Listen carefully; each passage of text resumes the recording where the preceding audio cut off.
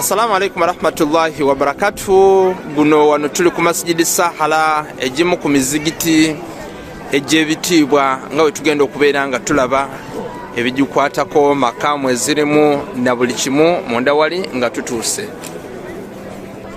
Nga we twasoma wano we tuli bayitawo masjidi, wano we tuli bayitawo masjidi Sahala. Masjidi Sahala emanyikiddwa mu Busiraamu.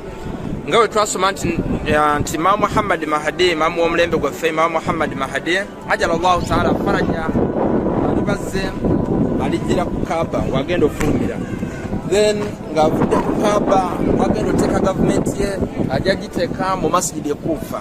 Kuba wano wenyewe tuli mu Kuufa, naye okuva wano ogenda wali masjidi ekuufa nawo si wala. Kati wano we tuli e masjidi Sahala we wagenda okubeera ennyumba ze n'abaki ne basahaba be. Ngere Imam Ja'far Sadiq alayhi salatu wassalam watugamba mu Sura Kafi volume yokusatu page 495 nti amma innahu masjidi Sahala manzilu sahibina idha kama bi ahlihi. Ntono wagenda okubeera enju ya Imam Zaman ajala Allah ta'ala faraja walibaze ne basahaba be bagenda kubeera nga bakola ki babeera wano. Nga we mulaba eno makamu bagiyita makamu ya Nabi Khidir alayhi salatu wassalam, naye yasinzanga wano masjidi Sahala, yasinzanga Allah subhanahu wa ta'ala wano. Nga we tugambye nti ekifo kya kitiibwa, nolwekyo tugende awalala era mubeere nga mulabawo ab'ebitiibwa. Era nga newe mulaba era mulimu makamu ya ambiya'u wa salihin, ne bannabbi ab'enjawulo. Nga we twalaba nti bannabbi bali 12,000 bali 12,400 abasinga era basinzanga wano Allah subhanahu wa ta'ala, basinzanga wano Allah subhanahu wa ta'ala, era nga mulaba basinzanga wano mu kifo kino ekyekitiibwa. Era nga newe mulaba wano era waliwo makamu ya Nabi Ibrahim alayhi salatu wassalam, era naye yali asinziza wano Allah subhanahu wa ta'ala mu kifo ekyo. Nolwekyo ekifo kinene era nga we mukiraba kiri holi ya. Era nga we mulaba ab'ebitiibwa ne Nabi Idris alayhi salatu wassalam ekyali kifo kye nga wangalirawo era nga asaalira awo ebiseera ebimu.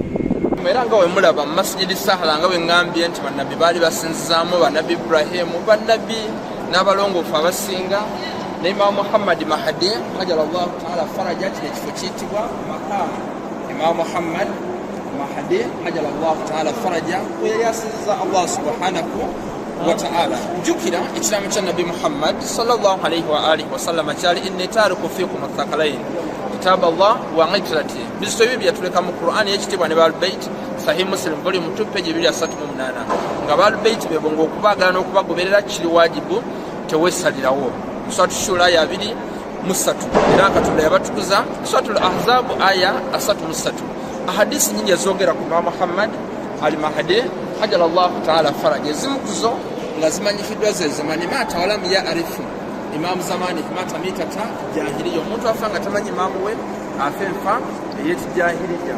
Era ne bitayira yagana bafa sunni era mulimu ahadisi nga ntuufu nti newe lubeera nga lunaku lumu olusigaddeyo wadde lubeera lunaku lumu olusigaddeyo ku lunaku lw'enkomerero, Allah subhanahu wa ta'ala laba'atha Allahu rajulan min ahli baiti yamla'uha adlan kama muli'at jahuran. Enensi alibeera nga leeta Imam Muhammad Mahdi abeere nga leeta obwenkanya justice mwene ensi ejjudde dhulumu, nolwekyo abeere nga alwanyisa dhulumu. Nolwekyo Imam Muhammad Mahdi nga tugambye nti walibaze wano walibeera ennyumba ze, then masjidi Kuufa we wagenda okubeera gavumenti ye, ngera okuva n'ogenda ku masjidi Kuufa nnyo kilomita ng'emu. Nolwekyo wano tubadde masjidi Sahala mu kifo Kuufa mu Iraka. Tutwegayira Allah subhanahu wa ta'ala atwetera imamu waffe abeere nga aleeta emirembe mwene ensi ejjudde dhulumu. Tutegere nti omuntu afa nga tamanyi imamu we afa enfa ey'ekijahiliya. Nekyo abasika ba Nabi Muhammad okuva ku Imamu Ali bebe 12 okuva ku Imamu Ali paka ku Imamu Muhammad al-Mahdi ajala Allah ta'ala faraja nga bonna bava mu nju ya Nabi Muhammad sallallahu alayhi wa alihi wa sallama. Nolwekyo tumeteekeddwa okubeera nga twekwatako okubeera nga tetubula. Nga we mutulabye baganda ab'ebitiibwa Imam Ja'far Sadiq alayhi salatu wassalam naye yasinzizaako wano Allah subhanahu wa ta'ala masjidi Sahala, ng'era wano yeno Maka bateekawo we yali akola ki we yali asaalira.